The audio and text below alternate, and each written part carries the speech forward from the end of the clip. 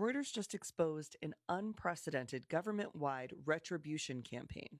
They noted 470 different instances where President Trump's administration has used the power of the Department of Justice to go after his so-called political enemies. It goes so much deeper than the big ones that we hear about. He's gone after universities, but also state and local government officials.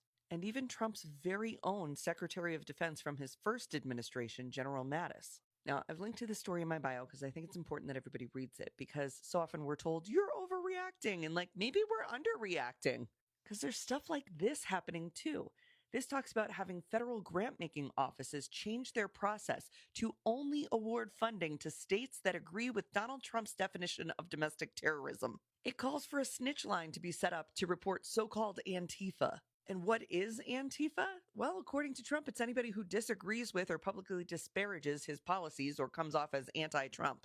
The targets of retribution by this administration are genuinely concerning.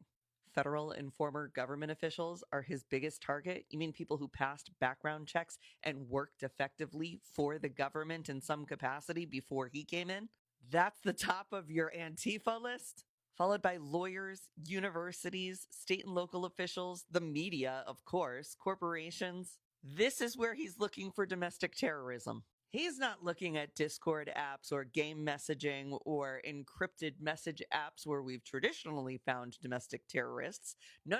Let's look in the professional sector. And while it doesn't make me feel any safer that this is his strategy, Trump's actions have been cheered by his staunchest backers. Right-wing commentator and former Trump advisor Steve Bannon, recently pictured in the Epstein files, told Reuters that the use of government power to punish Trump's enemies is not revenge at all, but an attempt to hold people accountable for what he said were unfair investigations targeting Trump, and that more of these are on the way. Is Steve Bannon the John Dean of our time?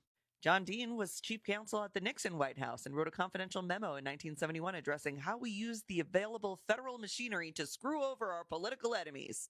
And if you think I'm exaggerating, here's a quote direct from Trump. For those who have been wronged and betrayed, I am your retribution.